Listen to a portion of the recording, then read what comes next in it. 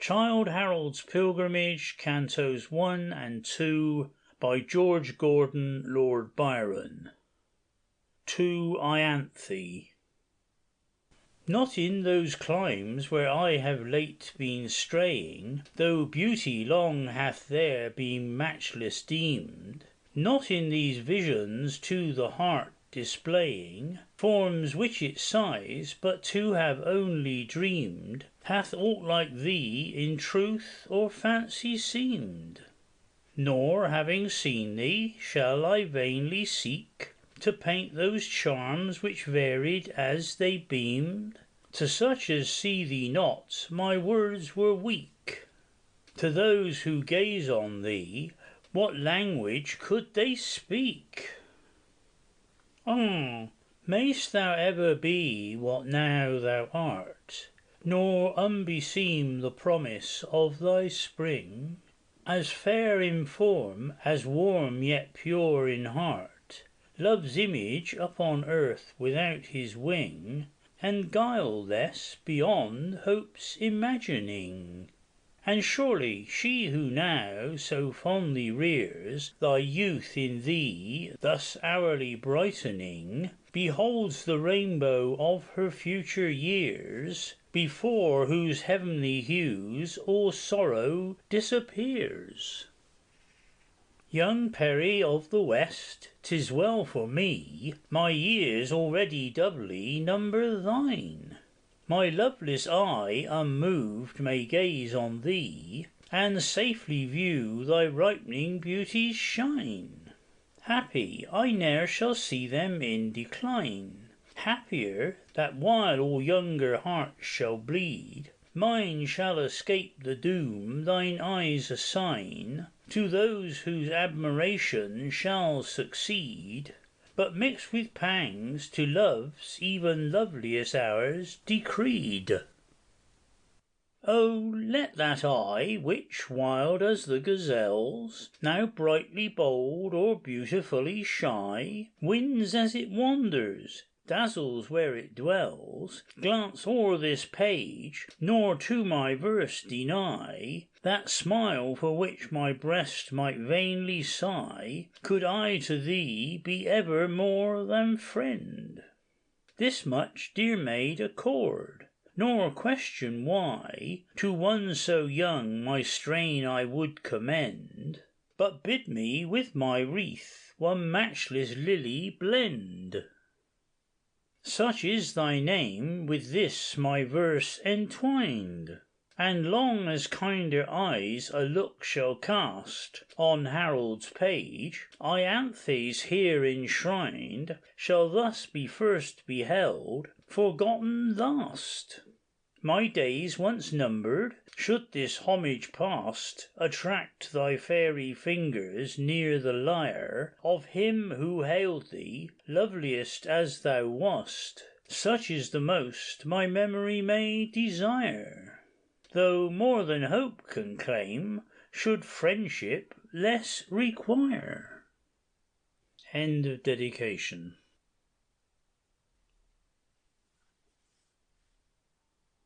Canto 1, stanza 1 to 13.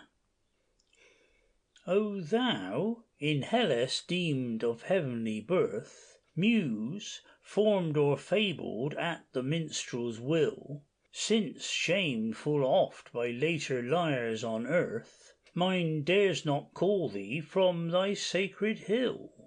Yet there I've wandered by thy vaunted rill, yes, sighed o'er Delphi's long deserted shrine, where, save that feeble fountain, all is still. Nor mote my shell awake the weary Nine to grace so plain a tale, this lowly lay of mine. Whilom in Albion's isle there dwelt a youth, who nay in virtue's ways did take delight, but spent his days in riot most uncouth, and vexed with mirth the drowsy ear of night. Ah me, in sooth he was a shameless wight, sore given to revel and ungodly glee, Few earthly things found favour in his sight, save concubines and carnal company, and flaunting wassailers of high and low degree. Childe Harold was he hight, but whence his name and lineage long, it suits me not to say. Suffice it, that perchance they were of fame, and had been glorious in another day.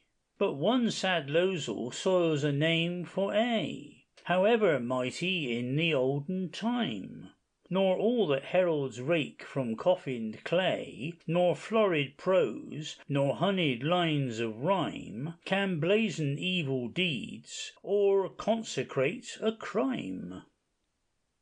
Childe Harold basked him in the noontide sun, disporting there like any other fly, nor deemed before his little day was done, one blast might chill him into misery. But long ere scarce a third of his passed by, worse than adversity the child befell. He felt the fullness of satiety. Then loathed he in his native land to dwell, which seemed to him more lone than eremite's sad cell.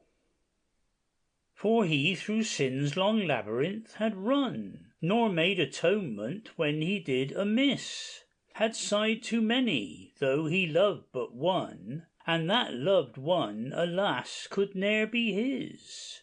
Ah, happy she, to 'scape from him whose kiss had been pollution unto aught so chaste, who soon had left her charms for vulgar bliss, and spoiled her goodly lands to gild his waste, nor calm domestic peace had ever deigned to taste.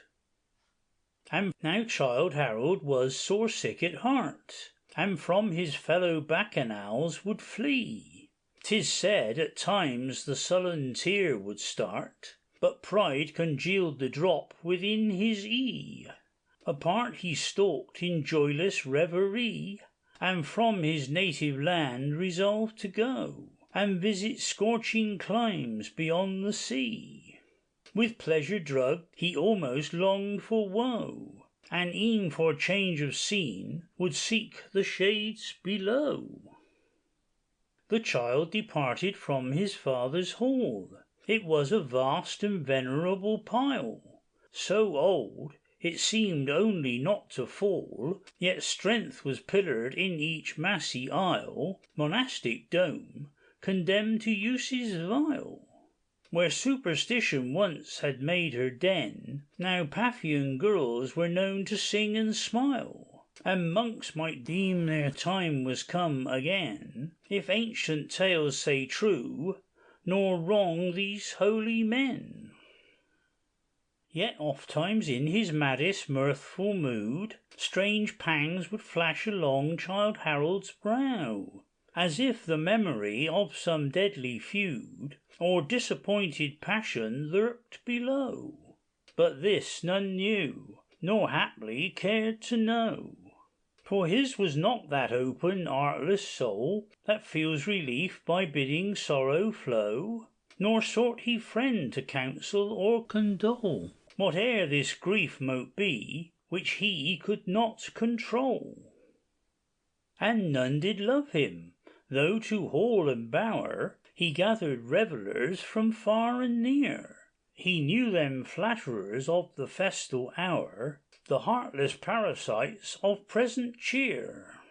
Yea, none did love him, not his lemans dear, but pomp and power alone are women's care. And where these are, like Eros finds a fear, maidens like moths are ever caught by glare, and Mammon wins his way where Seraph might despair.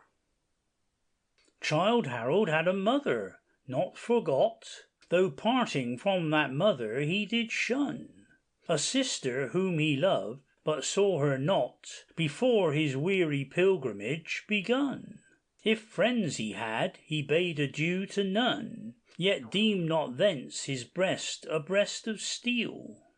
Yea, who have known what 'tis to dote upon a few dear objects, will in sadness feel such partings break the heart they fondly hope to heal.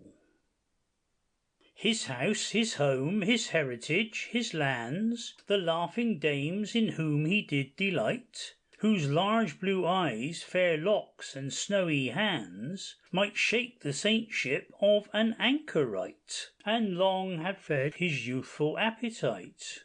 His goblets brimmed with every costly wine, and all that mote to luxury invite.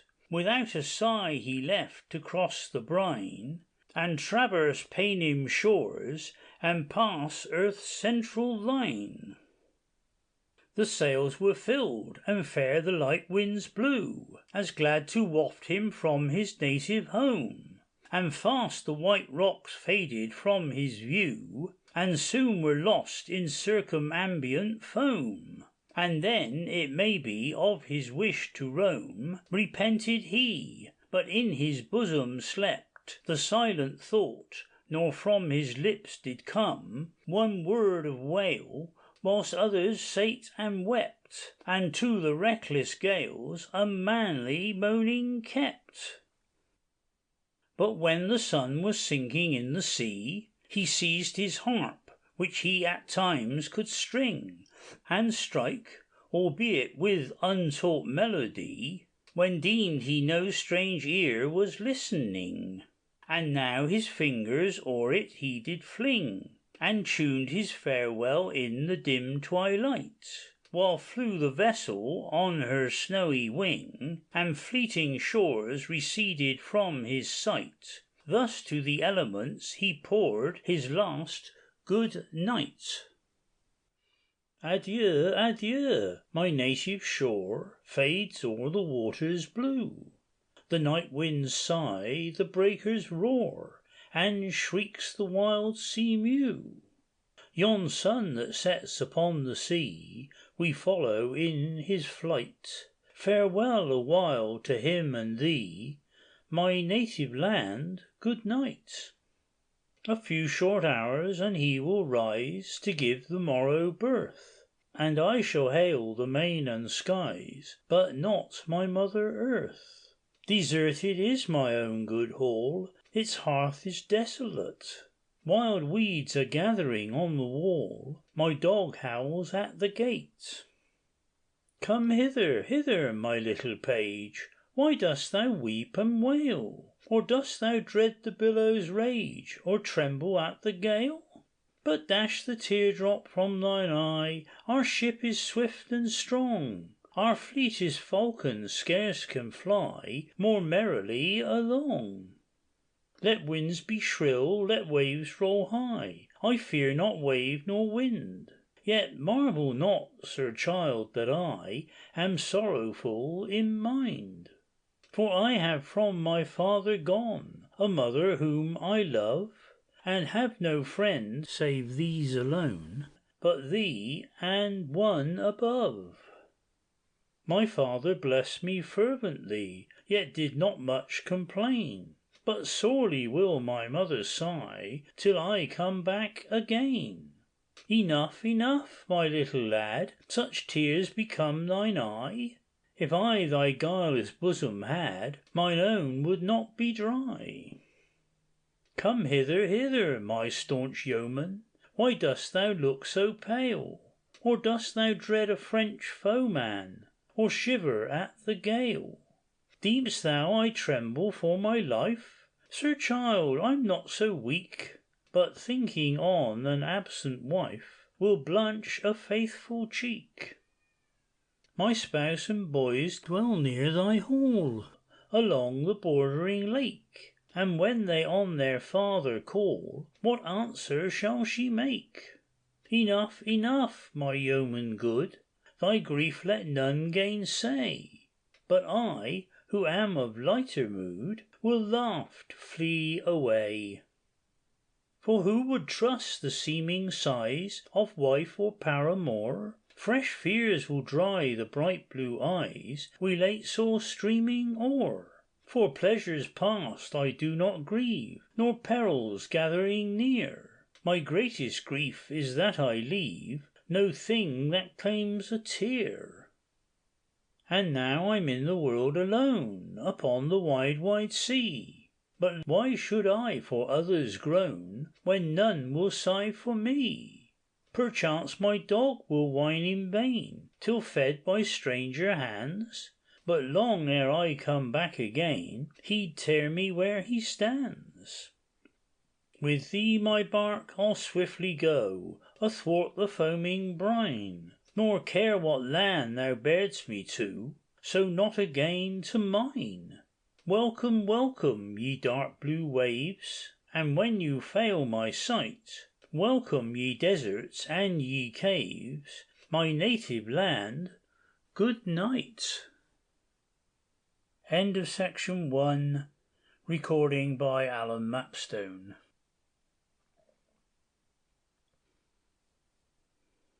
Canto 1, stanza 14 to 34. On the vessel flies, the land is gone, and winds are rude in Biscay's sleepless bay.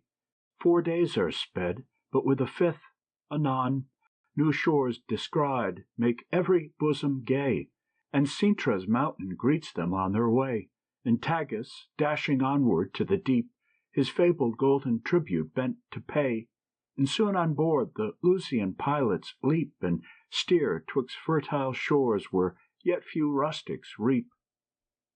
O Christ, it is a goodly sight to see what heaven hath done for this delicious land, what fruits of fragrance blush on every tree, what goodly prospects o'er the hills expand, but man would mar them with an impious hand. And when the Almighty lifts his fiercest scourge gainst those who most transgress his high command, with treble vengeance will his hot shafts urge Gaul's locust host, and earth from fellest foemen purge. What beauties doth Lisboa first unfold, her image floating on that noble tide which poets vainly pave with sands of gold, but now whereon 1,000 keels did ride of mighty strength, since Albion was allied, and to the Lusians did her aid afford, a nation swollen with ignorance and pride, who lick, yet loathe, the hand that waves the sword, to save them from the wrath of Gaul's unsparing lord. But whoso entereth within this town, that sheening far celestial seem to be, disconsolate will wander up and down, mid many things unsightly to strange for hut and palace show like filthily. The dingy denizens are reared in dirt, no personage of high or mean degree doth care for cleanness of surtout or shirt, though shent from Egypt's plague, unkempt, unwashed, unhurt. Poor paltry slaves, yet born midst noblest scenes, why, nature, waste thy wonders on such men? Lo, Cintra's glorious Eden intervenes, in variegated maze of mount and glen. Ah me, what hand can pencil, guide, or pen to follow half on which the eye dilates, through views more dazzling unto mortal ken than those whereof such things the bard relates, who to the awestruck world unlocked Elysium's gates? The horrid crags, by toppling convent crowned, the cork trees hoar that clothe the shaggy steep, the mountain moss by scorching skies embrowned, the sunken glen, whose sunless shrubs must weep, the tender azure of the unruffled deep, the orange tints that gild the greenest bough, the torrents that from cliff to valley leap, the vine on high, the willow branch below, mixed in one mighty scene with varied beauty glow. Then slowly climb the many winding way, and frequent turn to linger as you go, from loftier rocks new loveliness survey, and rest ye at Our Lady's house of woe, where frugal monks their little relics show, and sundry legends to the stranger tell. Here impious men have punished been, and lo, deep in yon cave Honorius long did dwell, in hope to merit heaven, by making earth a hell. And here and there, as up the crags you spring, mark many rude carved crosses near the path, yet deem not these devotions offering. These are memorials frail of murderous wrath, for whosoever the shrieking victim hath poured his blood beneath the assassin's knife, some hand erects a cross of mouldering lath. In grove and glen with thousands such are rife throughout this purple land where law secures not life. On sloping mounds or in the vale beneath are domes where whilom kings did make repair, but now the wild flowers round them only breathe, yet ruined splendor still is lingering there. In yonder towers the prince's palace fair, there thou too, Vathek, England's wealthiest son, once formed thy paradise, as not aware when wanton wealth her mightiest deeds hath done. Meek peace voluptuous lures was ever wont to shun. Here didst thou dwell, here schemes of pleasure plan, beneath yon mountain's ever beauteous brow. But now, as if a thing unblessed by man, thy fairy dwelling is as lone as thou. Here giant weeds a passage scarce allow to halls deserted, portals gaping wide, fresh lessons to the thinking bosom, how vain are the pleasances on earth supplied, swept into wrecks anon by time's ungentle tide. Behold the hall where chiefs were late convened, O dome displeasing unto British eye, with diadem, height, fool's cap. Lo, a fiend, a little fiend that scoffs incessantly, there sits in parchment robe arrayed, and by his side is hung a seal and sable scroll, where blazoned glare. Canto 1, stanzas 35 to 59. O lovely Spain, renowned, romantic land, where is that standard which Pelagio bore, when Carver's traitor sire first called the band that dyed thy mountain streams with Gothic gore? Where are those bloody banners of which yore waved o'er thy sons, victorious to the gale, and drove at last the spoilers to their shore? Red gleamed the cross, and waned the crescent pale, while Afric's echoes thrilled with Moorish matrons' wail. Teems not each ditty with the glorious tale? Ah, such, alas, the hero's amplest fate! When granite moulders, and when records fail, a peasant's plaint prolongs his dubious date. Pride, bend thine eye from heaven to thine estate. See how the mighty shrink into a song. Can volume, pillar, pile preserve thee great? Or must thou trust tradition's simple tongue, when flattery sleeps with thee, and history does thee wrong? Awake, ye sons of Spain, awake, advance! Lo, chivalry, your ancient goddess cries, but wields not, as of old, her thirsty lance, nor shakes her crimson plumage in the skies. Now on the smoke of blazing bolts she flies, and speaks in thunder through yon engine's roar. In every peal she calls, awake, arise! Say, is her voice more feeble than of yore, when her war song was heard on Andalusia's shore? Hark! Heard you not those hoofs of dreadful note? Sounds not the clang of conflict on the heath? Saw ye not whom the reeking sabre smote, nor saved your brethren ere they sank beneath? Tyrants and tyrants' slaves, the fires of death, the bale fires flash on high. From rock to rock each volley tells that thousands cease to breathe. Death rides upon the sulphury siroc, red battle stamps his foot, and nations feel the shock. Lo, where the giant on the mountain stands, his blood-red tresses deepening in the sun, with death-shot glowing in his fiery hands, and eye that scorcheth all it glares upon. Restless it rolls, now fixed, and now anon flashing afar, and at his iron feet destruction cowers, to mark what deeds are done. For on this morn 3 potent nations meet, to shed before his shrine the blood he deems most sweet. By heaven, it is a splendid sight to see, for one who hath no friend, no brother there, their rival scarfs of mixed embroidery, their various arms that glitter in the air. What gallant war-hounds rouse them from their lair, and gnash their fangs, loud yelling for the prey. All join the chase, but few the triumph share. The grave shall bear the chiefest prize away, and havoc scarce for joy can cumber their array.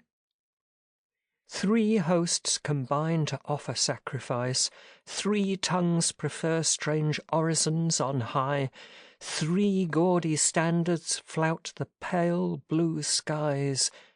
The shouts are France, Spain, Albion, victory. The foe, the victim, and the fond ally that fights for all but ever fights in vain, are met, as if at home they could not die, to feed the crow on Talavera's plain, and fertilize the field that each pretends to gain. There shall they rot, ambition's honoured fools. Yes, honour decks the turf that wraps their clay. Vain sophistry, in these behold the tools, the broken tools that tyrants cast away by myriads, when they dare to pave their way with human hearts. To what? A dream alone. Can despots compass aught that hails their sway, or call with truth one span of earth their own, save that wherein at last they crumble bone by bone? O Albuera, glorious field of grief, as o'er thy plain the pilgrim pricked his steed, who could foresee thee, in a space so brief, a scene where mingling foes should boast and bleed? Peace to the perished! May the warrior's meed and tears of triumph their reward prolong, till others fall where other chieftains lead. Thy name shall circle round the gaping throng, and shine in worthless lays, the theme of transient song. Enough of battle's minions. Let them play their game of lives, and barter breath for fame, fame that will scarce reanimate their clay, though thousands fall to deck some single name. In sooth, 'twere sad to thwart their noble aim, who strike, blessed hirelings, for their country's good, and die, that living might have proved her shame, perished perchance in some domestic feud, or in a narrower sphere wild rapine's path pursued.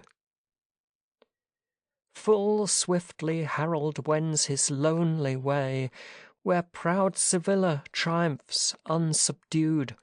Yet is she free, the spoilers wished, for prey. Soon, soon, soon shall conquest's fiery foot intrude, blackening her lovely domes with traces rude. Inevitable hour, 'gainst fate to strive, where desolation plants her famished brood, is vain, or Ilion, Tyre might yet survive, and virtue vanquish all, and murder cease to thrive. But, all unconscious of the coming doom, the feast, the song, the revel here abounds. Strange modes of merriment the hours consume, nor bleed these patriots with their country's wounds, nor hear war's clarion, but love's rebeck sounds. Here folly still his votaries enthralls, and young-eyed lewdness walks her midnight rounds, girt with the silent crimes of capitals. Still to the last kind vice clings to the tottering walls.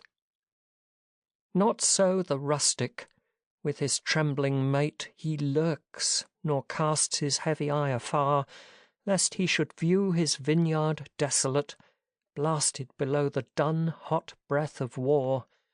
No more beneath soft eve's consenting star Fandango twirls his jocund castanet. Ah, monarchs, could ye taste the mirth ye mar? Not in the toils of glory would ye fret, the hoarse dull drum would sleep, and man be happy yet. How carols now the lusty muleteer, of love, romance, devotion is his lay, as whilom he was wont the leagues to cheer, his quick bells wildly jingling on the way.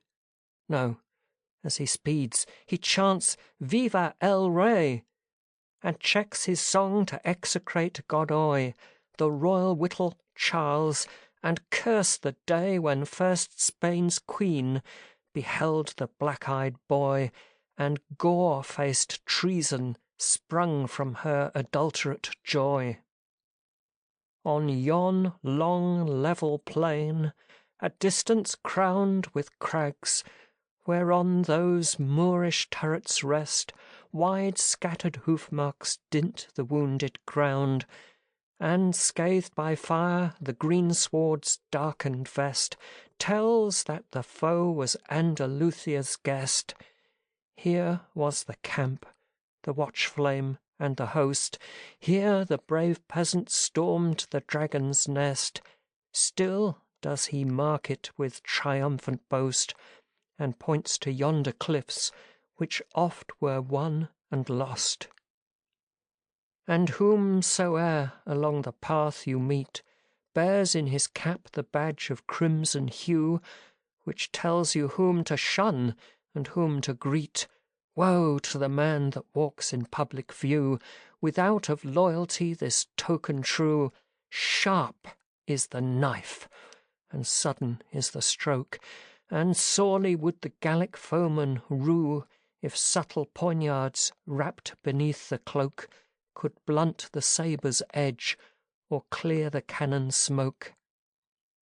At every turn, Morena's dusky height sustains aloft the battery's iron load, and, far as mortal eye can compass sight, the mountain howitzer, the broken road, the bristling palisade, the fosse o'erflowed, the stationed bands, the never vacant watch, the magazine in rocky durance stowed, the holstered steed beneath the shed of thatch, the ball-piled pyramid, the ever-blazing match.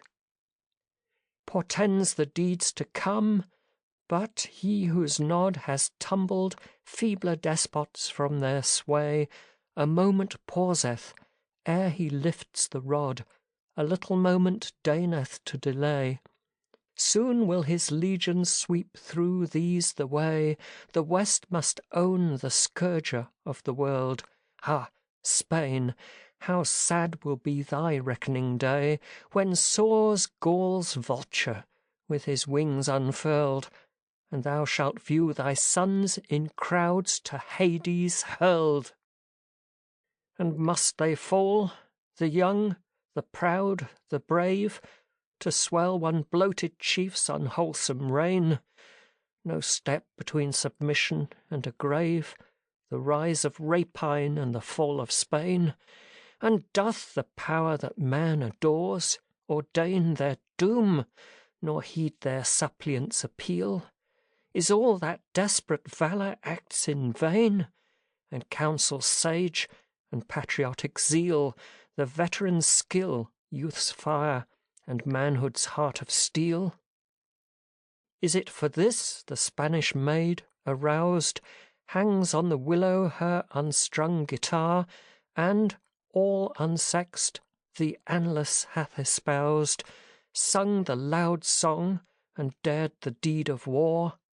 And she, whom once the semblance of a scar appalled, an owlet's larum chilled with dread, now views the column-scattering bayonet jar, the falchion flash, and o'er the yet warm dead stalks with Minerva's step, where Mars might quake to tread.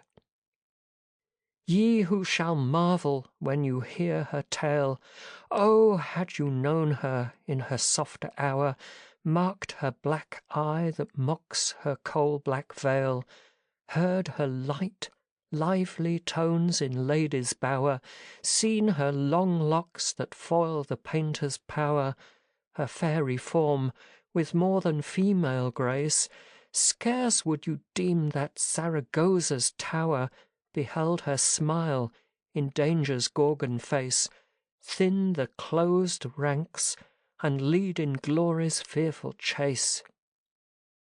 Her lover sinks, she sheds no ill-timed tear, her chief is slain, she fills his fatal post, her fellows flee, she checks their base career, the foe retires, she heads the sallying host.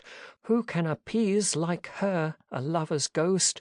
Who can avenge so well a leader's fall? What maid retrieve when man's flushed hope is lost? Who hangs so fiercely on the flying Gaul, foiled by a woman's hand before a battered wall? Yet are Spain's maids no race of Amazons, but formed for all the witching arts of love, though thus in arms they emulate her sons, and in the horrid phalanx dare to move. 'Tis but the tender fierceness of the dove, pecking the hand that hovers o'er her mate. In softness, as in firmness far above, remoter females, famed for sickening prate, her mind is nobler sure, her charms perchance as great. The seal love's dimpling finger hath impressed denotes how soft that chin which bears his touch. Her lips, whose kisses pout to leave their nest, bid man be valiant ere he merit such. Her glance, how wildly beautiful! How much hath Phoebus wooed in vain to spoil her cheek, which glows yet smoother from his amorous clutch. Who round the north for paler dames would seek? How poor their forms appear, how languid, wan, and weak! Match me, ye climes, which poets love to laud, match me, ye harems of the land, where now I strike my strain, far distant to applaud beauties that even a cynic must avow.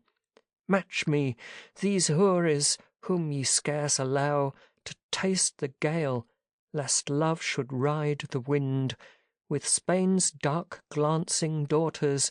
Deign to know, there your wise prophet's paradise we find, his black-eyed maids of heaven, angelically kind. End of section 3.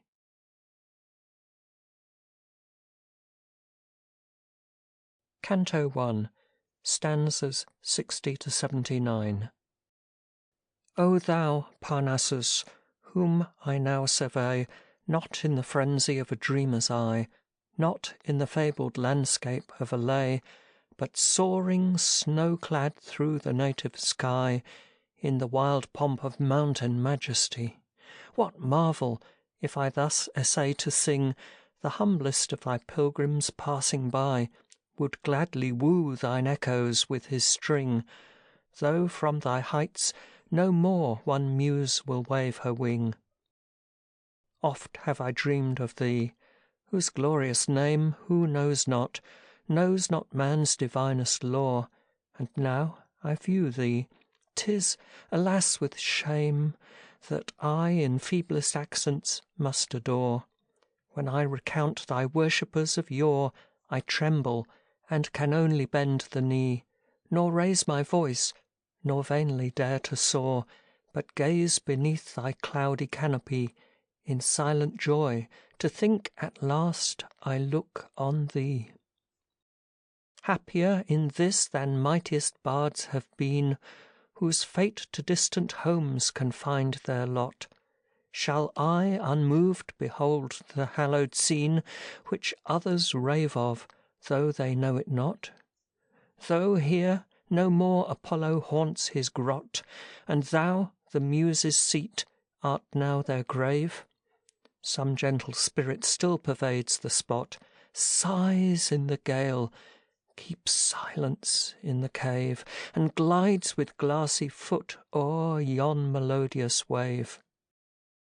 Of thee hereafter, even amidst my strain, I turn aside to pay my homage here, forgot the land, the sons, the maids of Spain, her fate to every free-born bosom dear, and hailed thee, not perchance without a tear.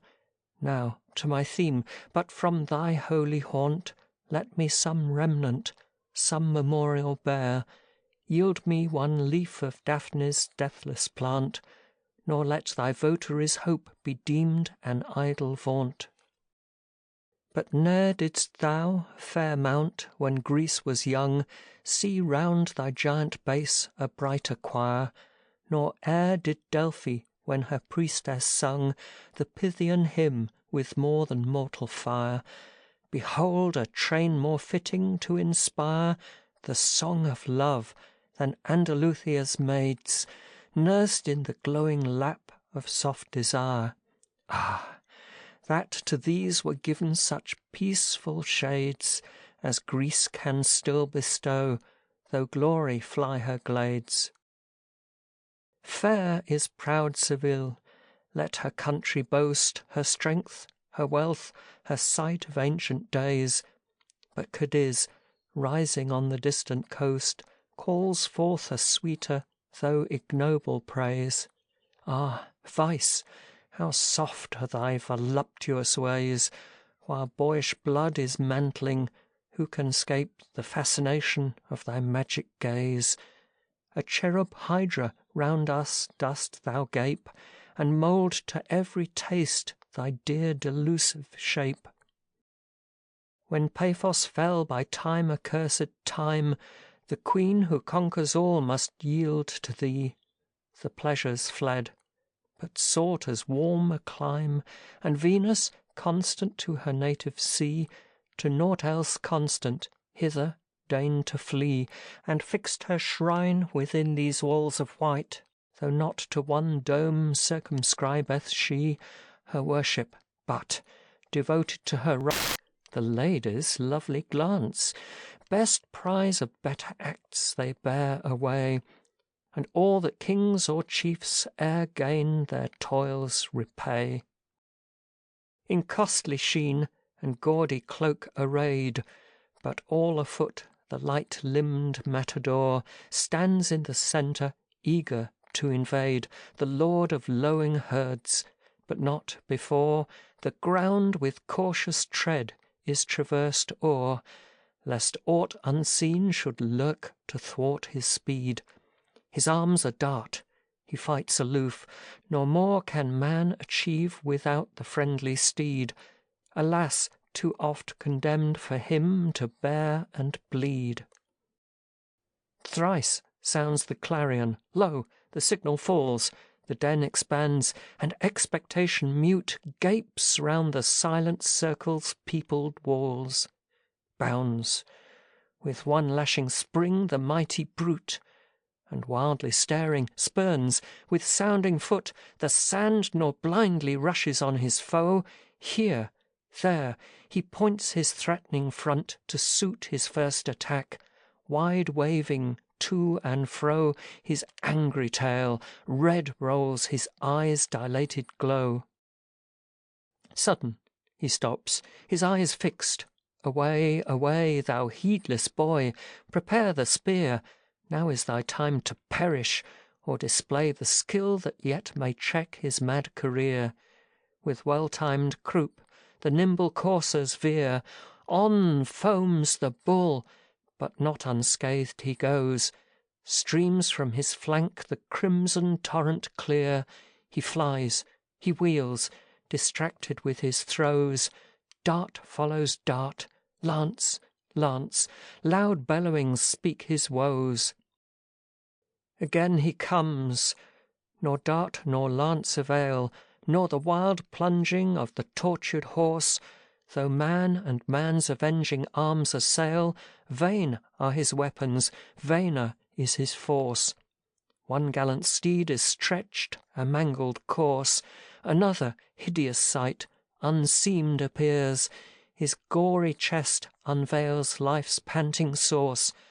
Though death-struck, still his feeble frame he rears, staggering, but stemming all, his lord unharmed he bears. Foiled, bleeding, breathless, furious to the last, full in the centre stands the bull at bay. Mid wounds and clinging darts and lances brast, and foes disabled in the brutal fray. And now the matadors around him play, shake the red cloak and poise the ready brand. Once more through all he bursts his thundering way. Vain rage, the mantle quits the conine hand, wraps his fierce eye, 'tis past. He sinks upon the sand, where his vast neck just mingles with the spine. Sheathed in his form the deadly weapon lies. He stops, he starts, disdaining to decline. Slowly he falls, amidst triumphant cries, without a groan, without a struggle, dies. The decorated car appears on high, the Canto 1, stanza 80 to 93. Such the ungentle sport that oft invites the Spanish maid and cheers the Spanish swain, nurtured in blood betimes, his heart delights in vengeance, gloating on another's pain. What private feuds the troubled village stain! Though now one phalanxed host should meet the foe, enough, alas, in humble homes remain, to meditate 'gainst friends the secret blow, for some slight cause of wrath, whence life's warm stream must flow. But jealousy has fled, his bars, his bolts, his withered sentinel, do an assuage, and all whereat the generous soul revolts, which the stern dotard deemed he could encage, have passed to darkness with the vanished age, who late so free as Spanish girls were seen, ere war uprose in his volcanic rage, with braided tresses bounding o'er the green, while on the gay dance shone night's lover, loving queen.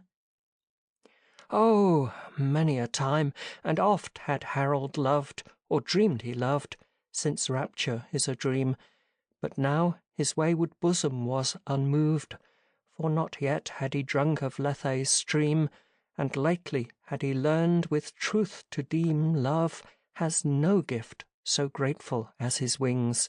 How fair, how young, how soft soe'er he seem, full from the fount of joy's delicious springs, some bitter o'er the flowers its bubbling venom flings. Yet to the beauteous form he was not blind, though now it moved him as it moves the wise.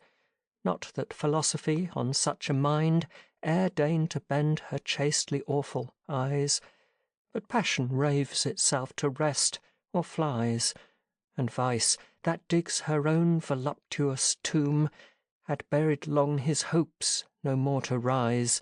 Pleasure's palled victim, life abhorring gloom, wrote on his faded brow cursed Cain's unresting doom. Still he beheld nor mingled with the throng, but viewed them not with misanthropic hate. Fain would he now have joined the dance, the song, but who may smile that sinks beneath his fate? Naught that he saw his sadness could abate.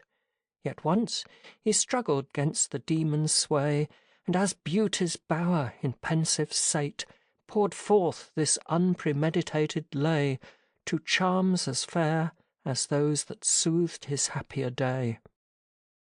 To Inez, nay, smile not at my sullen brow, alas, I cannot smile again, yet heaven avert that ever thou shouldst weep, and haply weep in vain. And dost thou ask what secret woe I bear, corroding joy and youth? And wilt thou vainly seek to know a pang even thou must fail to soothe? It is not love, it is not hate, nor low ambition's honours lost, that bids me loathe my present state, and fly from all I prized the most? It is that weariness which springs from all I meet or hear or see. To me no pleasure beauty brings, thine eyes have scarce a charm for me. It is that settled, ceaseless gloom the fabled Hebrew wanderer bore, that will not look beyond the tomb, but cannot hope for rest before. What exile from himself can flee? To zones, though more and more remote, still pursues, where'er I be, the blight of life, the demon thought. Yet others rapt in pleasure seem, and taste of all that I forsake. Oh, may they still of transport dream, and ne'er at least, like me, awake. Though many a clime 'tis mine to go, with many a retrospection cursed, and all my solace is to know, whate'er betides, I've known the worst. What is that worst? Nay, do not ask, in pity from the search forbear, smile on, nor venture to unmask man's heart, and view the hell that's there. Adieu, fair Cadiz, yea, a long adieu. Who may forget how well thy walls have stood, when all were changing, thou alone wert true, first to be free and last to be subdued. And if amidst a scene, a shock so rude, some native blood was seen thy streets to die, a traitor only fell beneath the feud. Here all were noble, save nobility. None hugged a conqueror's chain, save fallen chivalry. Such be the sons of Spain, and strange her fate. They fight for freedom, who were never free, a kingless people for a nerveless state. Her vassals combat when their chieftains flee, true to the veriest slaves of treachery, fond of a land which gave them naught but life. Pride points the path that leads to liberty, back to the struggle, baffled in the strife. War, war is still the cry, war even to the knife. Yea, who would more of Spain and Spaniards know? Go read whate'er is writ of bloodiest strife. Whate'er keen vengeance urged on foreign foe can act, is acting there against man's life. From flashing scimitar to secret knife, war mouldeth there each weapon to his need.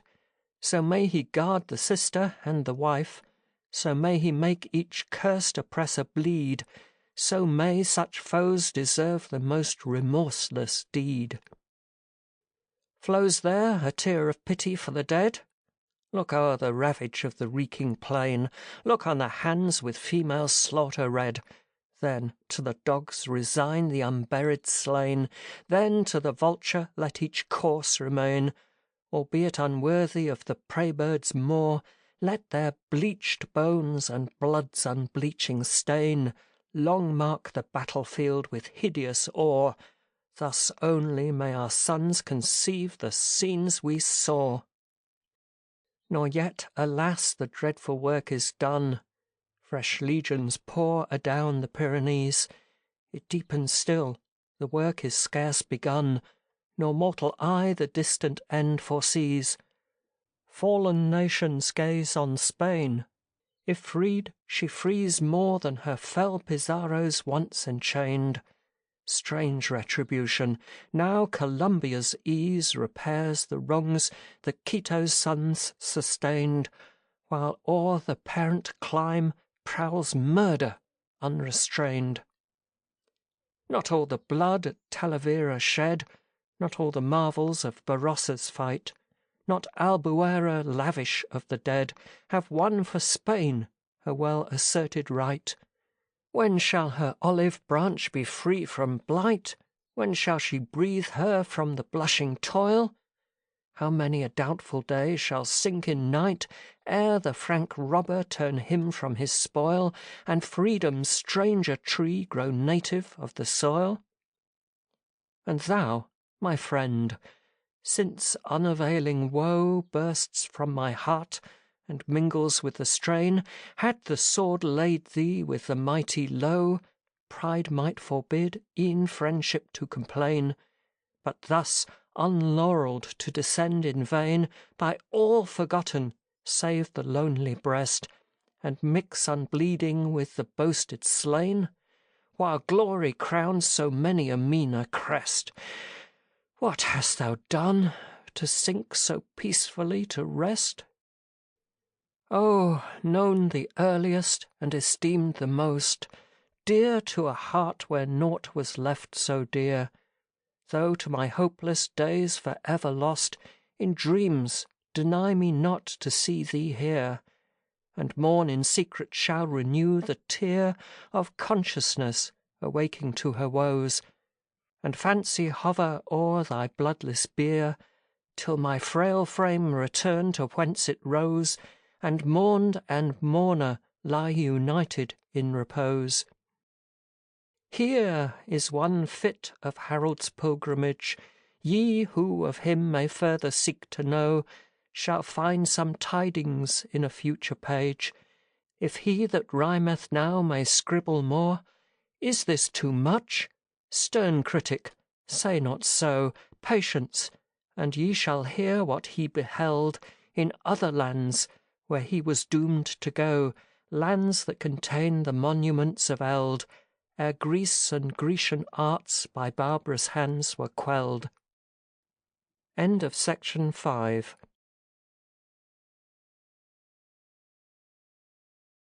Canto 2, stanza 1 to 15. Come, blue-eyed maid of heaven, but thou, alas, didst never yet one mortal song inspire. Goddess of wisdom, here thy temple was and is, despite of war and wasting fire, and years that bade thy worship to expire. But worse than steel and flame and ages slow is the drear sceptre and dominion dire of men who never felt the sacred glow that thoughts of thee and thine on polished breasts bestow. Ancient of days, august Athena, where are thy men of might, thy grand in soul? Gone glimmering through the dream of things that were? First in the race that led to glory's goal, they won and passed away, is this the whole? A schoolboy's tale, the wonder of an hour. The warrior's weapon and the sophist's stole are sought in vain, and o'er each mouldering tower, dim with the mist of years, grey flits the shade of power.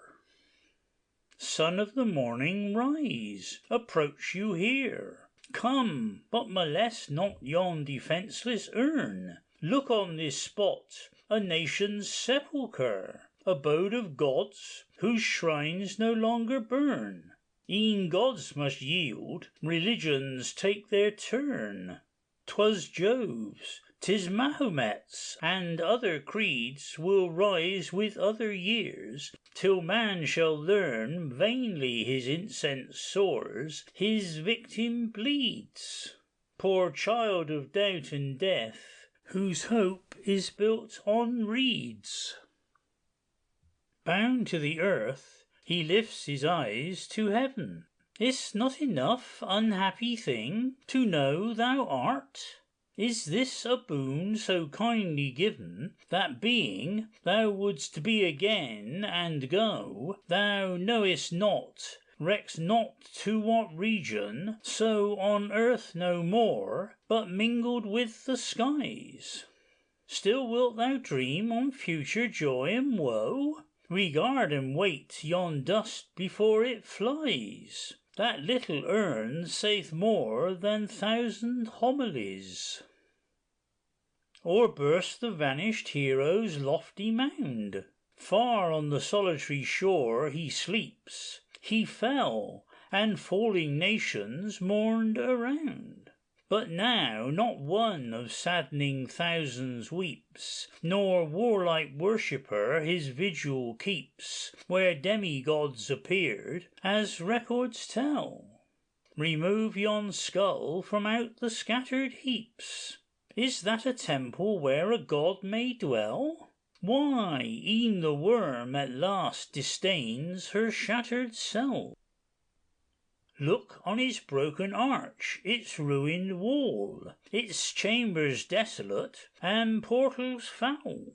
Yes, this was once ambition's airy hall, the dome of thought, the palace of the soul. Behold through each lacklustre, eyeless hole, the gay recess of wisdom and of wit, and passion's host that never brooked control. Can all saint, sage, or sophist ever writ, people this lonely tower, this tenement refit? Well didst thou speak, Athena's wisest son. All that we know is, nothing can be known. Why should we shrink from what we cannot shun? Each hath its pang, but feeble sufferers groan with brain-born dreams of evil all their own. Pursue what chance or fate proclaimeth best. Peace waits us on the shores of Acheron. There no forced banquet claims the sated guest, but silence spreads the couch of ever-welcome rest. Yet if, as holiest men have deemed, there be a land of souls beyond that sable shore, to shame the doctrine of the Sadducee and sophists, madly vain of dubious lore, how sweet it were in concert to adore with those who made our mortal labours light, to hear each voice we feared to hear no more. Behold each mighty shade revealed to sight, the Bactrian, Samian sage, and all who taught the right. There thou, whose love and life together fled, have left me here to love and live in vain, twined with my heart, and can I deem thee dead, when busy memory flashes on my brain? Well, I will dream that we may meet again, and woo the vision to my vacant breast. If aught of young remembrance then remain, be as it may, futurity's behest, for me 'twere bliss enough to know thy spirit blest. Here let me sit upon this mossy stone, the marble columns yet unshaken base. Here, son of Saturn, was thy favourite throne, the mightiest of many such. Hence let me trace the latent grandeur of thy dwelling place. It may not be, nor e'en can fancy's eye restore what time hath laboured to deface. Yet these proud pillars claim no passing sigh. Unmoved the Moslem sits, the light Greek carols by. But who, of all the plunderers of yon fane on high, where Pallas lingered, loath to flee the latest relic of her ancient reign? The last, the worst, dull spoiler, who was he? Blush, Caledonia, such thy son could be. England, I joy no child he was of thine. Thy free-born men should spare what once was free, yet they could violate each saddening shrine, and bear these altars o'er the long reluctant brine. But most the modern Pict's ignoble boast, to rive what Goth and Turk and time hath spared. Cold as the crags upon his native coast, his mind as barren and his heart as hard, is he whose head conceived, whose hand prepared, aught to displace Athena's poor remains. Her sons too weak the sacred shrine to guard, yet felt some portion of their mother's pains, and never knew, till then, the weight of despots' chains. What? Shall it e'er be said by British tongue, Albion was happy in Athena's tears? Though in thy name the slaves her bosom wrung, tell not the deed to blushing Europe's ears. The ocean queen, the free Britannia, bears the last poor plunder from a bleeding land. Yes, she, whose generous aid her name endears, tore down those remnants with a harpy's hand, which envious eld forbore, and tyrants left to stand. Where was thine aegis, Pallas, that appalled stern Alaric and havoc on their way? Where Peleus' son, whom hell in vain enthralled, his shade from Hades up on that dread day, bursting to light in terrible array? What? Could not Pluto spare the chief once more, to scare a second robber from his prey? Idly he wandered on the Stygian shore, nor now preserved the walls he loved to shield before. Cold is the heart, fair Greece, that looks on thee, nor feels as lovers o'er the dust they loved. Dull is the eye that will not weep to see thy walls defaced, thy mouldering shrines removed by British hands, which it had best behoved to guard those relics ne'er to be restored. Cursed be the hour when from their isle they roved, and once again thy hapless bosom gored, and snatched thy shrinking gods to northern climes abhorred. End of section 6. Recording by Alan Mapstone.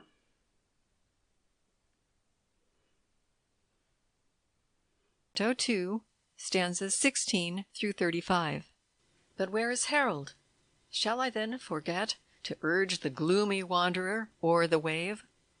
Little recked he of all that men regret. No loved one now in feigned lament could rave, no friend the parting hand extended gave, ere the cold stranger passed to other climes.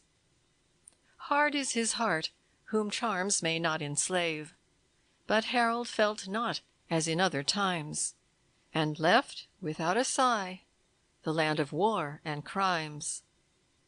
He that has sailed upon the dark blue sea has viewed at times, I ween, a full fair sight, when the fresh breeze is fair as breeze may be, the white sails set, the gallant frigate tight, masts, spires, and strand retiring to the right, the glorious main extending o'er the bow, the convoy spread like wild swans in their flight, the dullest sailor wearing bravely now, so gaily curl the waves before each dashing prow. And oh, the little warlike world within! The well-reeved guns, the netted canopy, the hoarse command, the busy humming din, when, at a word, the tops are manned on high. Hark to the boatswain's call, the cheering cry, while through the seaman's hand the tackle glides, or schoolboy midshipman, that, standing by, strains his shrill pipe, as good or ill betides, and well the docile crew that skilful urchin guides. White is the glassy deck without a stain, where on the watch the staid lieutenant walks. Look on that part which sacred doth remain for the lone chieftain who majestic stalks, silent and feared by all. Not oft he talks with aught beneath him, if he would preserve the strict restraint which, broken, ever balks conquest and fame. But Britons rarely swerve from law, however stern, which tends their strength to nerve. Blow, swiftly blow, thou keel-compelling gale, till the broad sun withdraws his lessening ray. Then must the pennant-bearer slacken sail, that lagging barks may make their lazy way. Ah, grievance sore, and listless dull delay, to waste on sluggish hulks the sweetest breeze!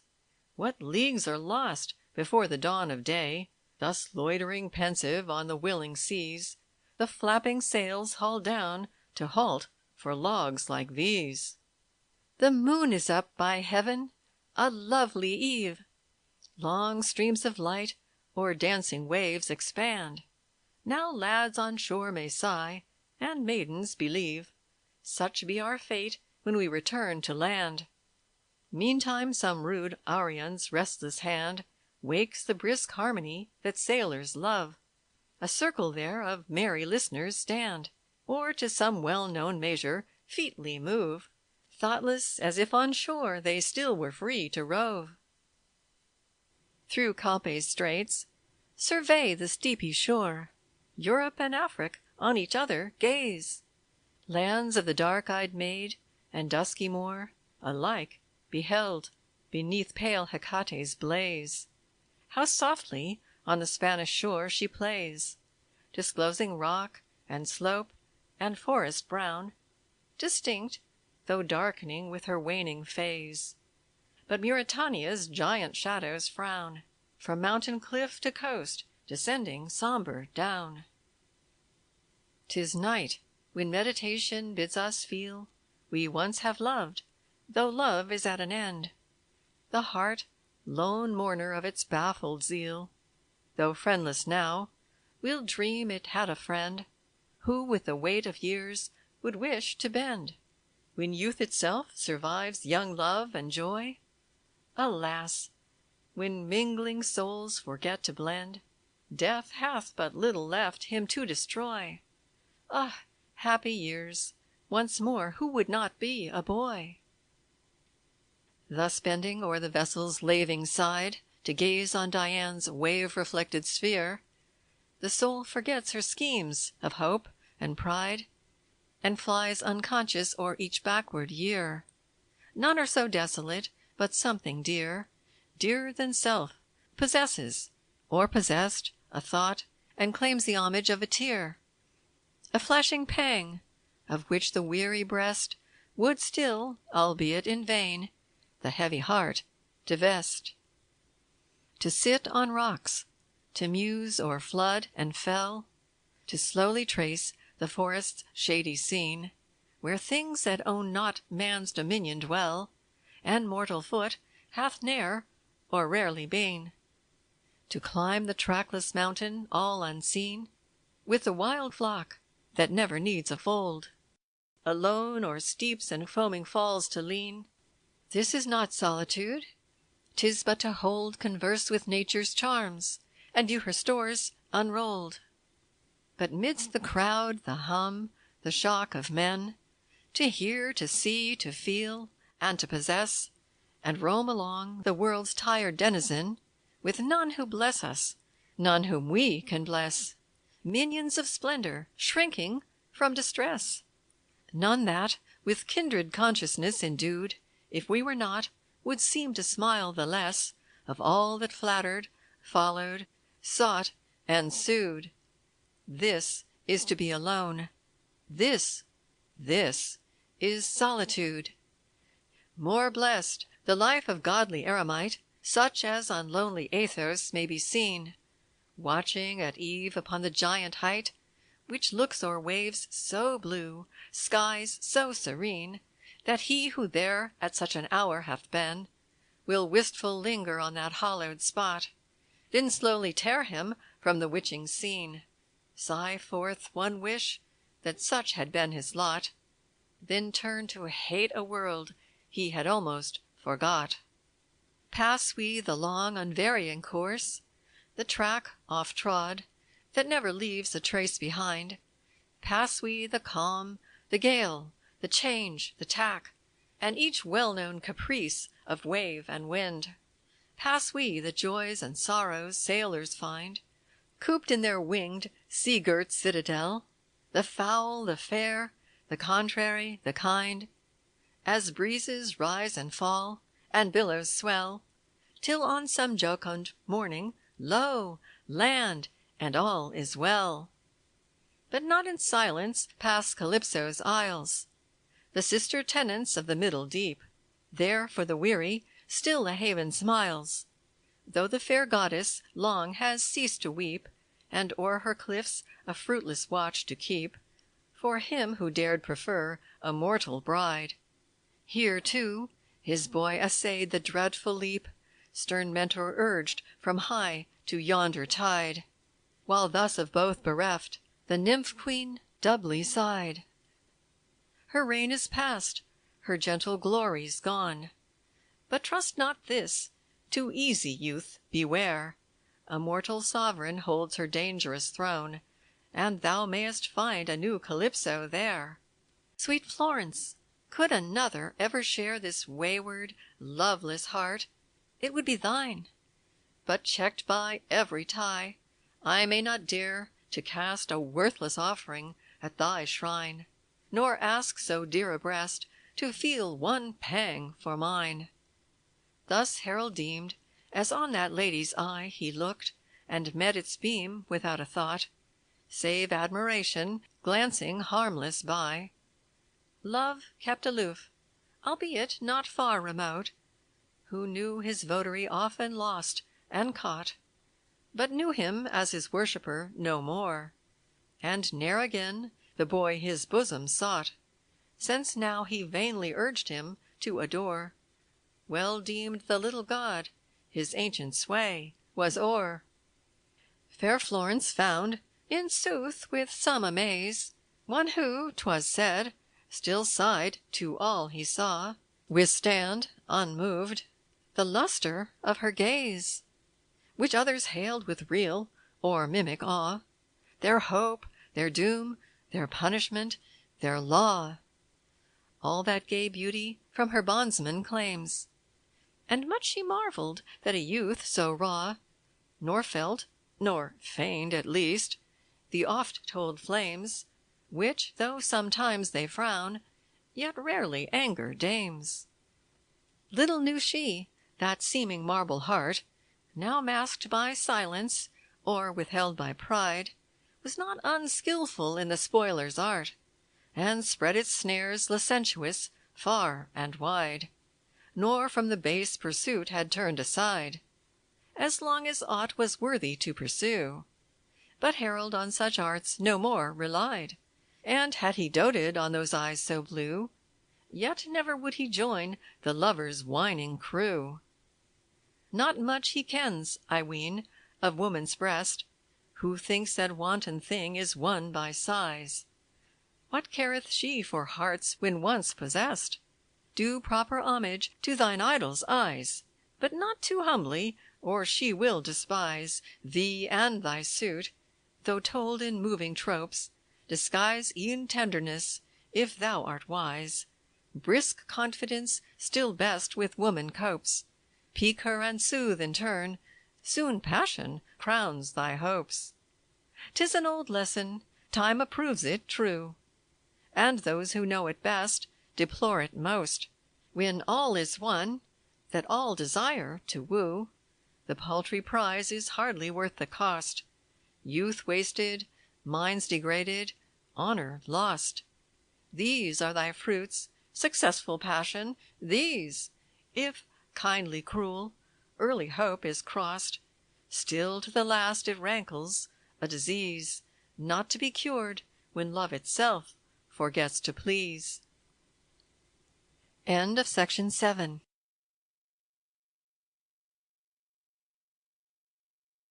Away, nor let me loiter in my song, for we have many a mountain path to tread, and many a varied shore to sail along, by pensive sadness, not by fiction led.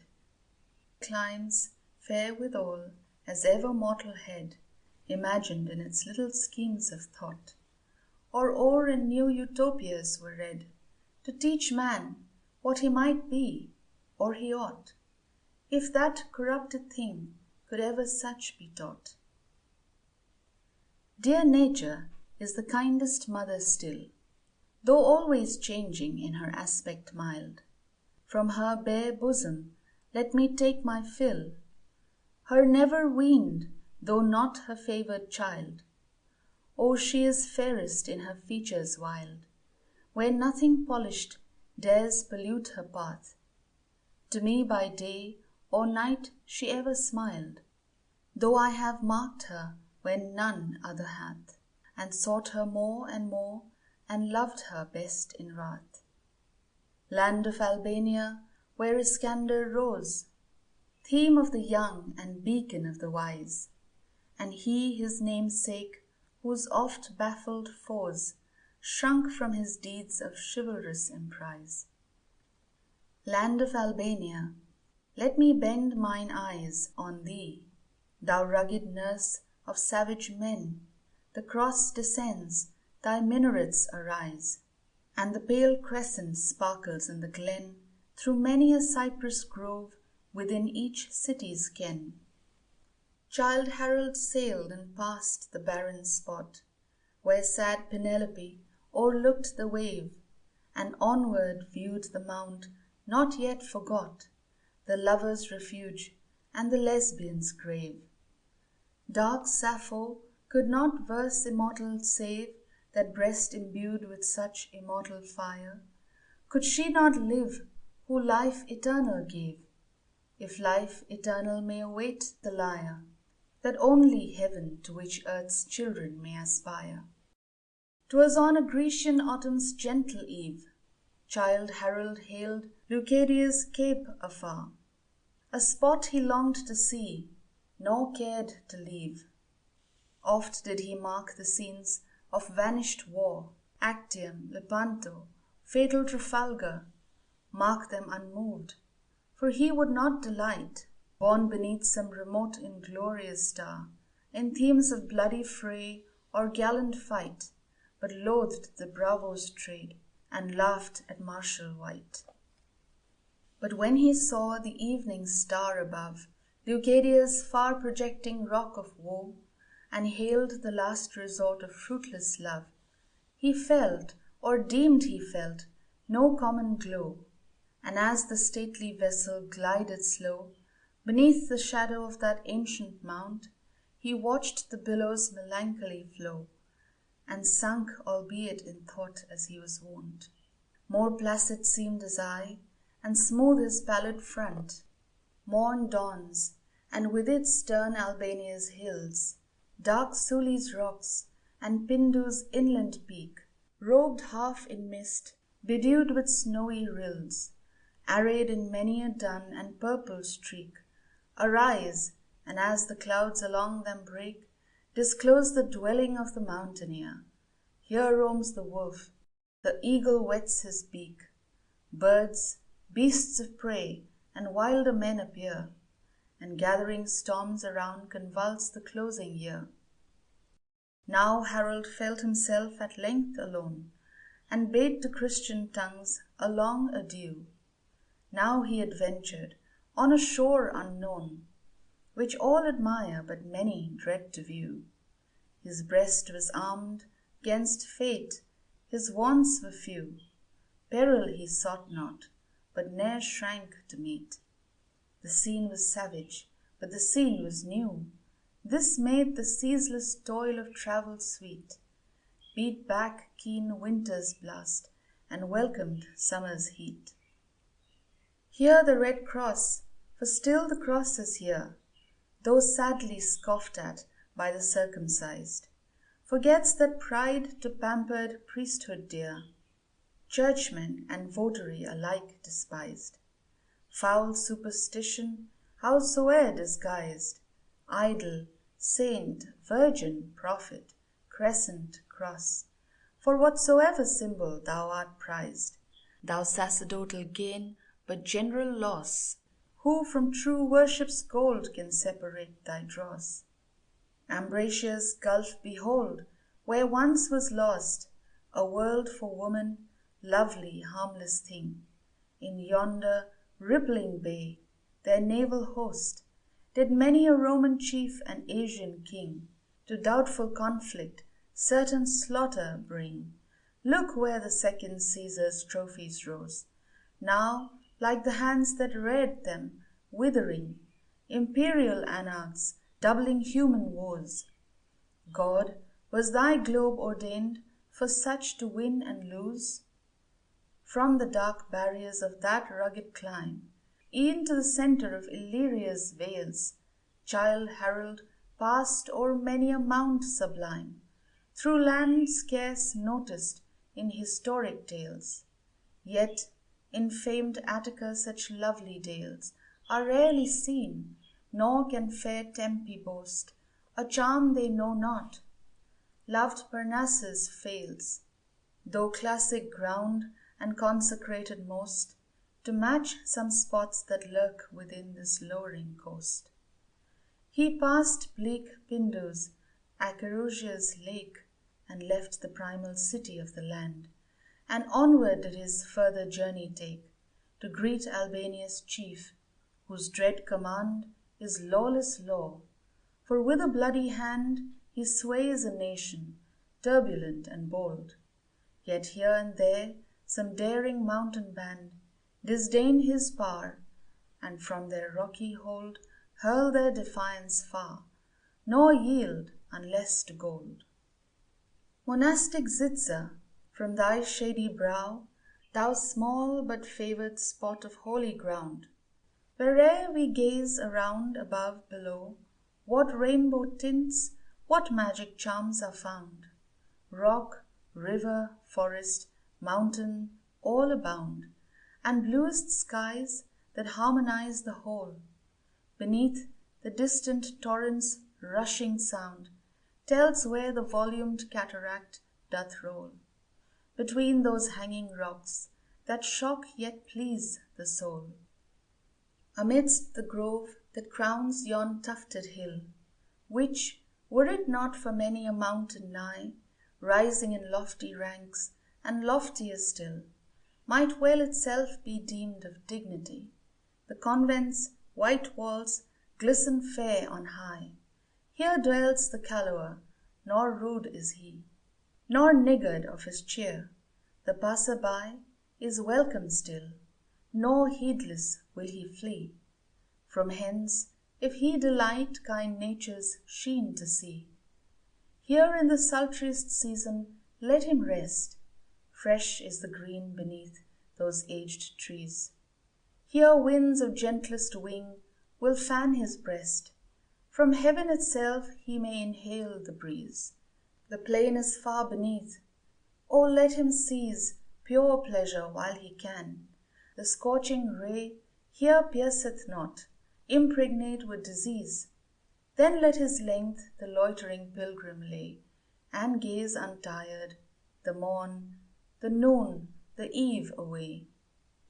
Dusky and huge, enlarging on the sight, nature's volcanic amphitheatre, Chimera's Alps extend from left to right, beneath a living valley seems to stir.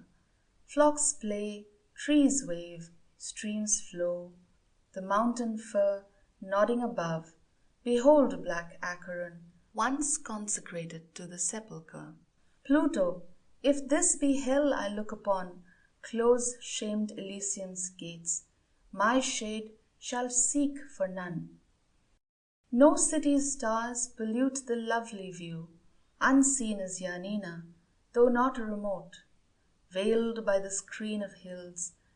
Here men are few, scanty the hamlet, rare the lonely cot, but peering down each precipice, the goat browseth, and pensive o'er his scattered flock, the little shepherd in his white capote doth lean his boyish form along the rock, or in his cave awaits the tempest's short-lived shock.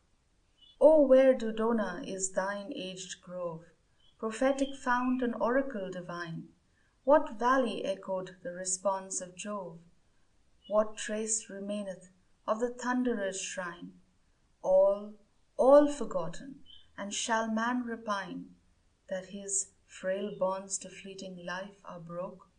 Seize, fool, the fate of gods may well be thine. Wouldst thou survive the marble or the oak, when nations, tongues, and worlds must sink beneath the stroke? Epirus' bounds recede, and mountains fail, tired of upgazing still. The wearied eye reposes gladly on as smooth as veil, as ever spring y-clad in grassy dye. E'en on a plain no humble beauties lie, where some bold river breaks the long expanse, and woods along the banks are waving high, whose shadows in the glassy waters dance, or with the moonbeams sleep in midnight's solemn trance. End of section 8.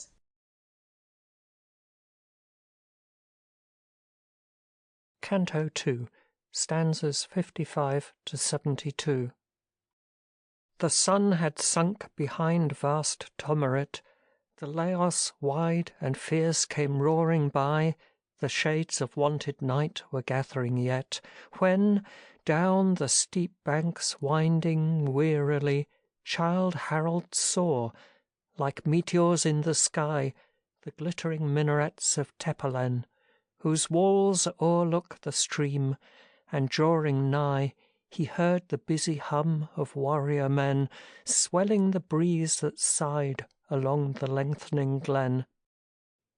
He passed the sacred harem's silent tower, and underneath the wide o'erarching gate, surveyed the dwelling of this chief of power, where all around proclaimed his high estate. Amidst no common pomp the despot sate, while busy preparation took the court. Slaves, eunuchs, soldiers, guests, and santons wait, within a palace and without a fort. Here men of every clime appear to make resort. Richly caparisoned, a ready row of armed horse, and many a warlike store, circled the wide extending court below.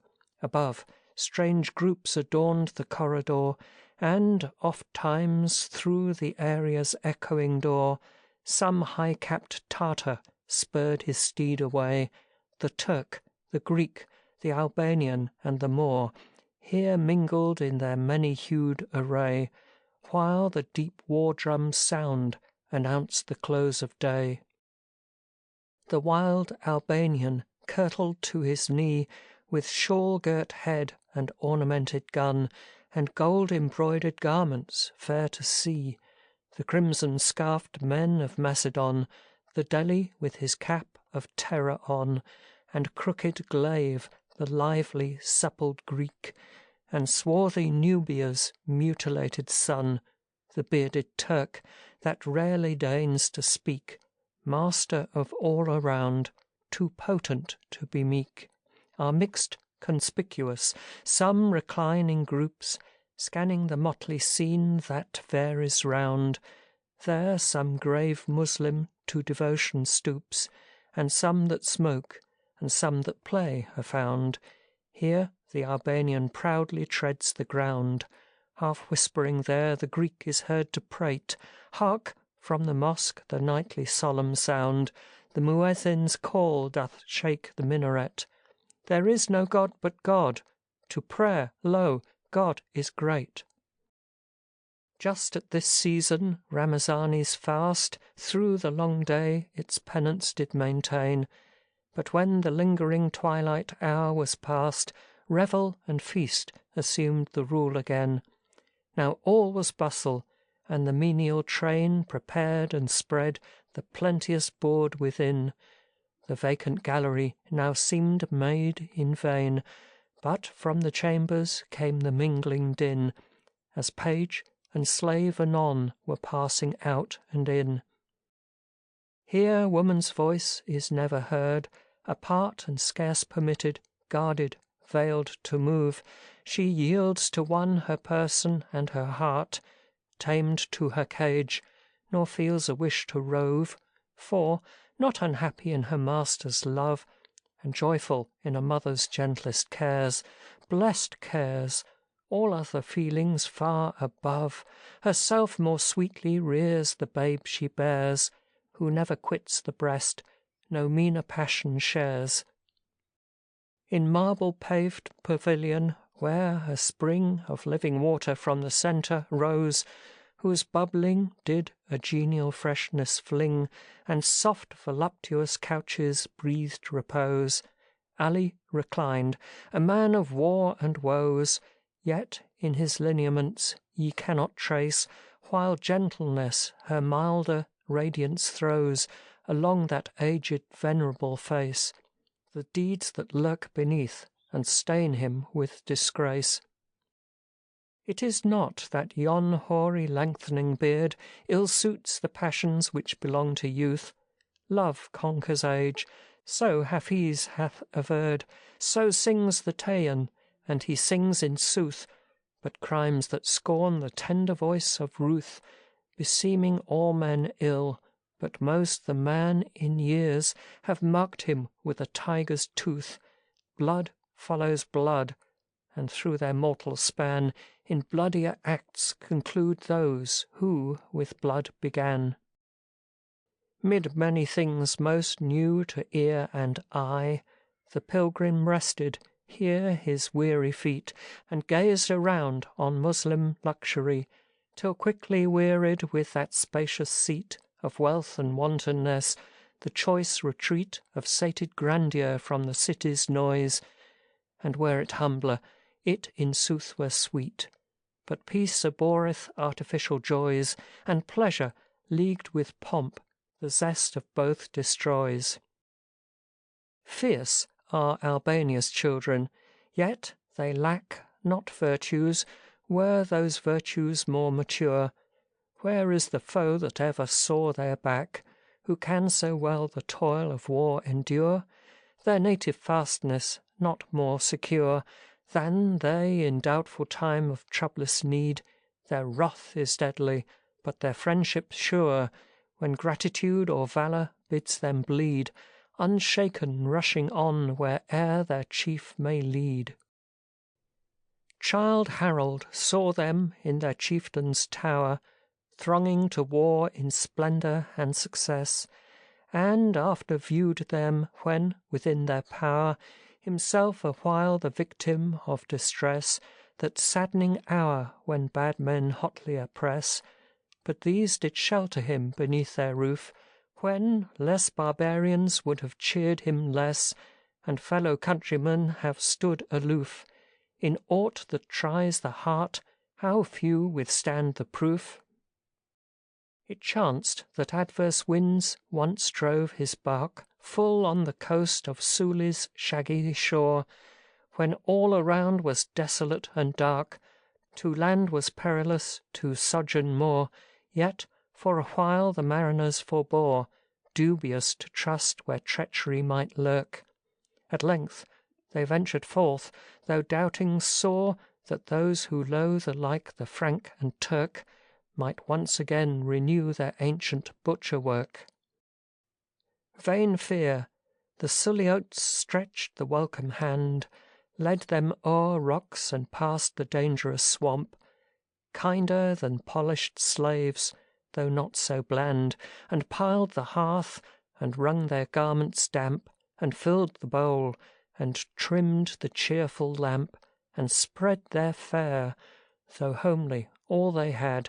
Such conduct bears philanthropy's rare stamp, to rest the weary, and to soothe the sad, doth lessen happier men, and shames at least the bad.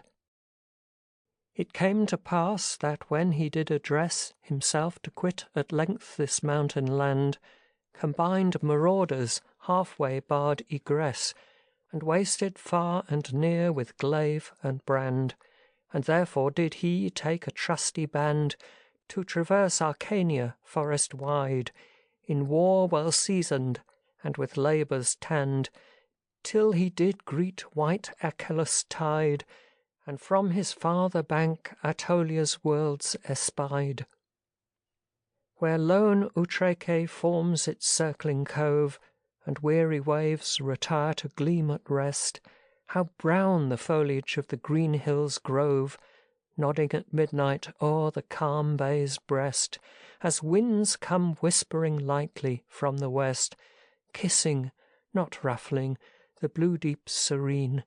Here Harold was received a welcome guest, nor did he pass unmoved the gentle scene, for many a joy could he from night's soft presence glean. On the smooth shore the night fires brightly blazed, the feast was done, the red wine circling fast, and he that unawares had there y-gazed, with gaping wonderment had stared aghast. For ere night's midmost stillest hour was past, the native revels of the troop began. Each paliker his sabre from him cast, and bounding, hand in hand, man linked to man, yelling their uncouth dirge, long danced the kirtled clan. Childe Harold at a little distance stood, and viewed, but not displeased, the revelry, nor hated harmless mirth, however rude. In sooth, it was no vulgar sight to see. Their barbarous, yet their not indecent glee, and as the flames along their faces gleamed, their gestures nimble, dark eyes flashing free, the long wild locks that to their girdles streamed, while thus in concert they this lay half sang, half screamed. Tambogi, Tambogi, thy larum afar gives hope to the valiant and promise of war.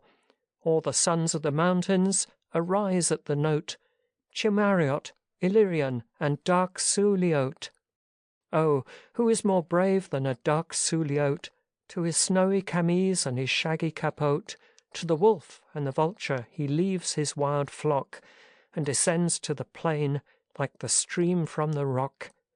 Shall the sons of Chimeri, who never forgive the fault of a friend, bid an enemy live? Let those guns, so unerring, such vengeance forego. What mark is so fair as the breast of a foe? Macedonia sends forth her invincible race. For a time they abandon the cave and the chase, but those scarves of blood red shall be redder before the sabre is sheathed and the battle is o'er. Then the pirates of Parga that dwell by the waves, and teach the pale Franks what it is to be slaves, shall leave on the beach the long gallery and oar, and track to his covert the captive on shore. I ask not the pleasure that riches supply, my sabre shall win what the feeble must buy, shall win the young bride with her long flowing hair, and many a maid from her mother shall tear. I love the fair face of the maid in her youth, her caresses shall lull me, her music shall soothe. Let her bring from her chamber the many-toned lyre, and sing us a song on the fall of her sire. Remember the moment when Previsa fell, the shrieks of the conquered, the conqueror's yell, the roofs that we fired, and the plunder we shared, the wealthy we slaughtered, the lovely we spared. I talk not of mercy, I talk not of fear, he neither must know who would serve the vizier, since the days of our prophet the crescent ne'er saw, a chief ever glorious like Ali Pashur. Dark Muchtar his son to the Danube is sped, let the yellow-head Giaours view his horse-tail with dread.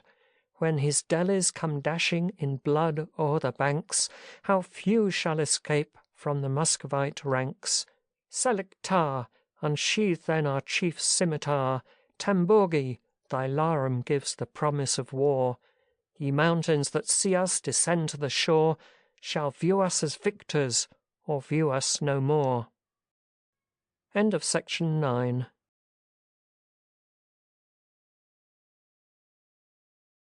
Canto 2, stanza 73 to 98.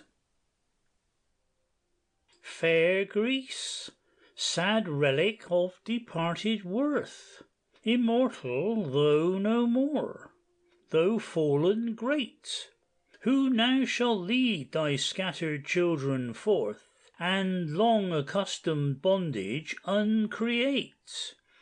Not such thy sons who whilom did await the hopeless warriors of a willing doom, in bleak Thermopylae's sepulchral strait.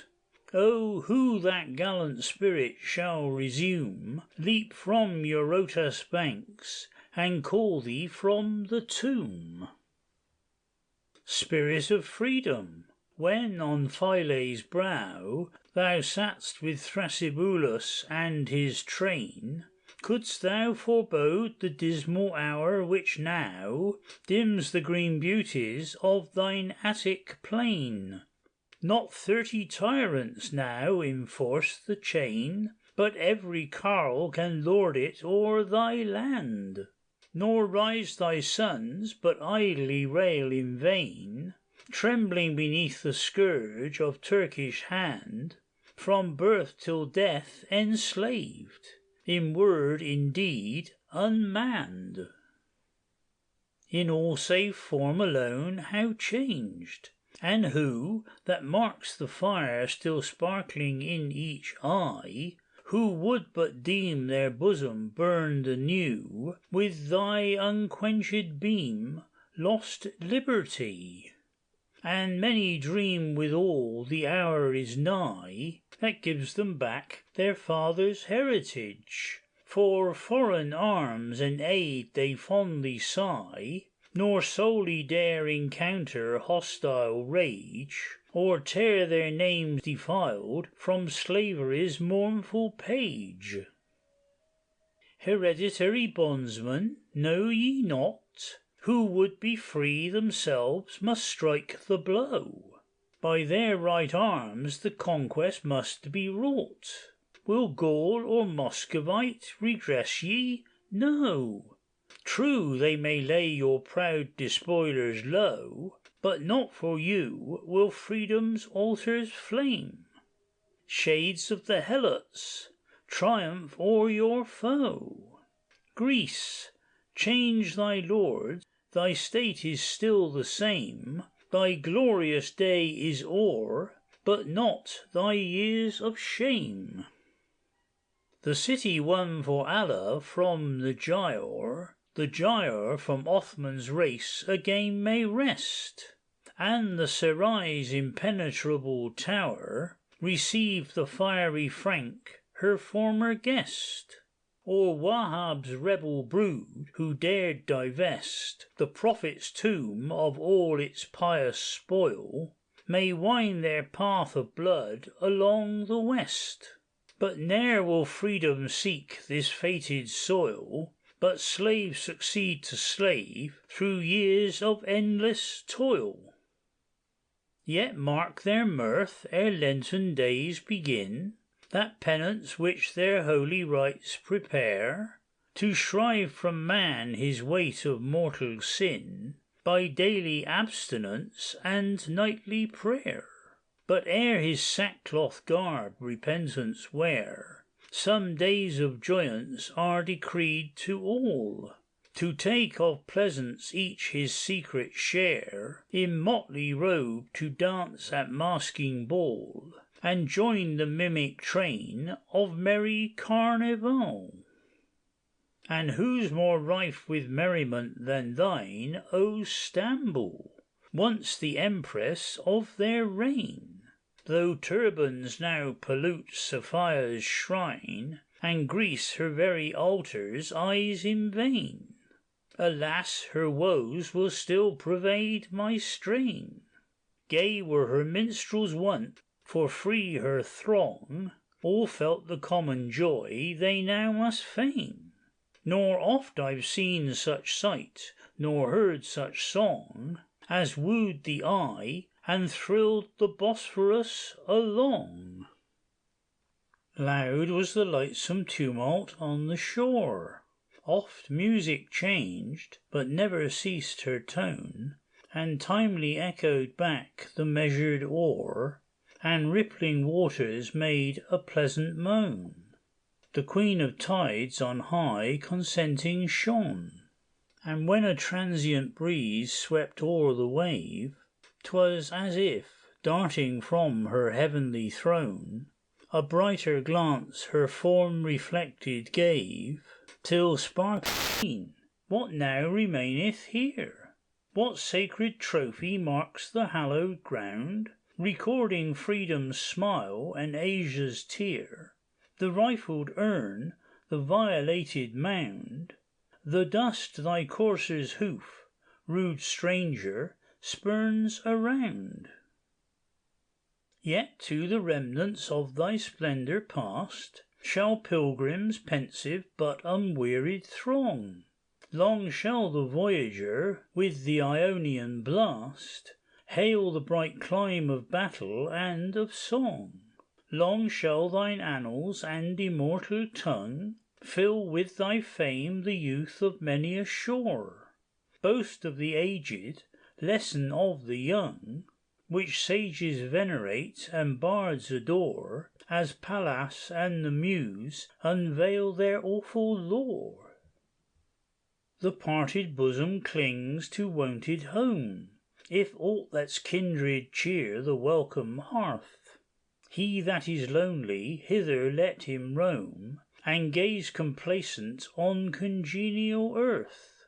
Greece is no lightsome land of social mirth, but he whom sadness sootheth may abide, and scarce regret the region of his birth, when wandering slow by Delphi's sacred side, or gazing o'er the plains where Greek and Persian died.